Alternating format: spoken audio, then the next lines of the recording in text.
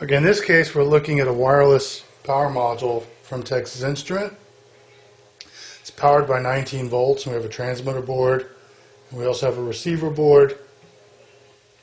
And again, using our largest E-field probe, we can see clearly the frequencies that come from the resonant tank, which is at 140 kilohertz.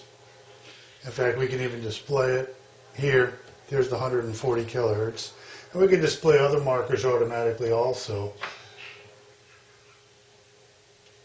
Okay, so we can display a couple more. We can actually display up to 11 of them. So there's 142 kilohertz, 425, which is the third harmonic, and 710, which is the third.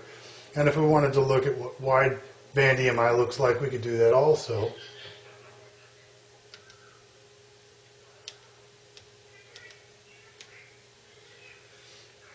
There's EMI out to about 100 megahertz. And as I said, we can actually go out to, about 6 gigahertz on this particular model.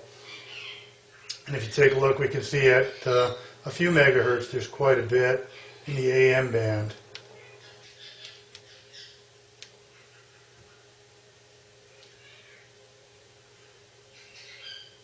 And we can move our markers down. We can also change the start frequency. Let's go to 500 kilohertz.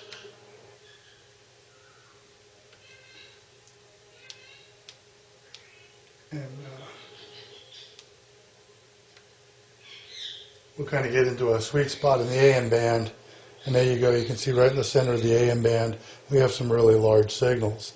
Now again, this is a large size antenna, so it makes it somewhat difficult to figure out where the noise actually is.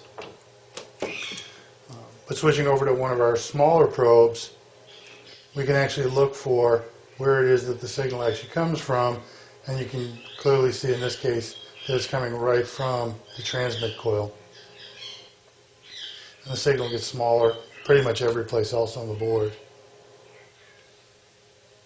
And you can see that it radiates out in every direction. So that shows how the MDO can be used as a troubleshooting tool to locate hotspots for EMI. And it's important to understand that there's a difference between near-field probes and far-field probes. And they don't always correlate well in the end result. But what this does allow us to do is to find particular radiators.